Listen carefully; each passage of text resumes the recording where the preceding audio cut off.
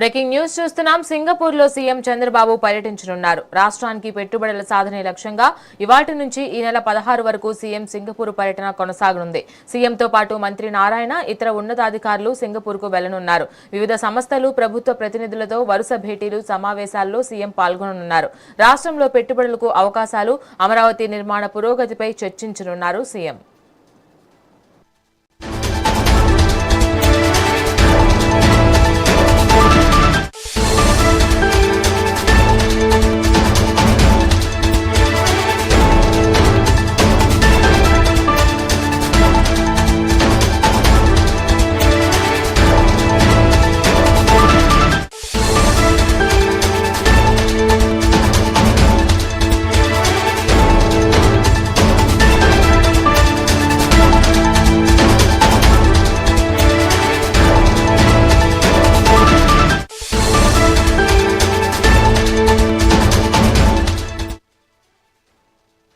Singapore లో CM Chandrababu పర్యటించనున్నారు. రాష్ట్రానికి పెట్టుబడుల సాధనే లక్ష్యంగా ఇవాటి నుంచి ఈ నెల 16 వరకు సీఎం సింగపూర్ పర్యటన కొనసాగనుంది. సీఎంతో పాటు మంత్రి నారాయణ, ఇతర ఉన్నతాధికారులు సింగపూర్ కు వెళ్లనున్నారు. వివిధ సంస్థలు, ప్రభుత్వ ప్రతినిధులతో వరుస భేటీలు, సమావేశాల్లో చంద్రబాబు పాల్గొననున్నారు.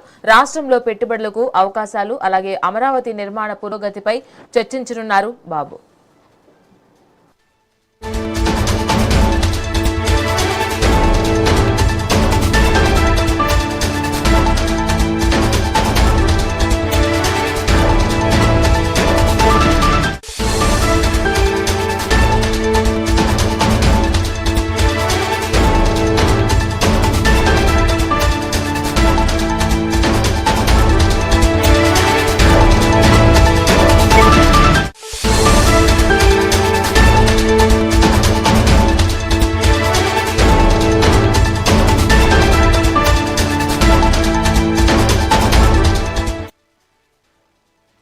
రెడ్ బ్రేకింగ్ న్యూస్ చూస్తున్నాం. సింగపూర్ లో సీఎం చంద్రబాబు పర్యటించనున్నారు. రాష్ట్రానికి పెట్టుబడుల సాధనే లక్ష్యంగా ఇవాటి నుంచి ఈ నెల 16 వరకు సీఎం సింగపూర్ పర్యటన కొనసాగుతుంది.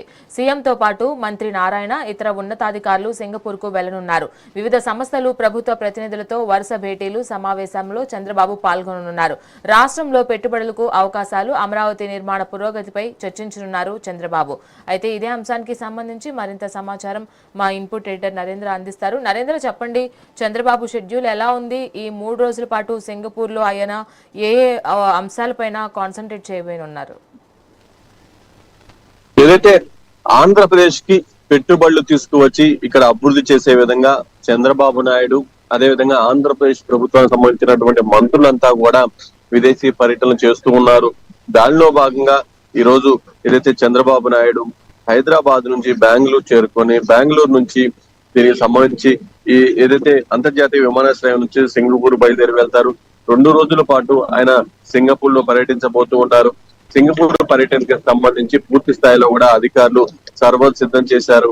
ఈ సింగపూర్ పర్యటనలో భాగంగా ఆ దేశ ప్రధాని లారెన్స్ వాంగ్, పలువురు మంత్రులతో కూడా ఆంధ్రప్రదేశ్ ముఖ్యమంత్రి నారా చంద్రబాబు నాయుడు భేటీ కాబోతూ ఉన్నారు. రాజధాని అమరావతి 2వ దశ మాస్టర్ ప్లాన్ రూపొందిస్తున్నటువంటి సుర్బానా జురాంగ్ ప్రతినిధులతో కూడా చంద్రబాబు నాయుడు భేటీ అవుతారు.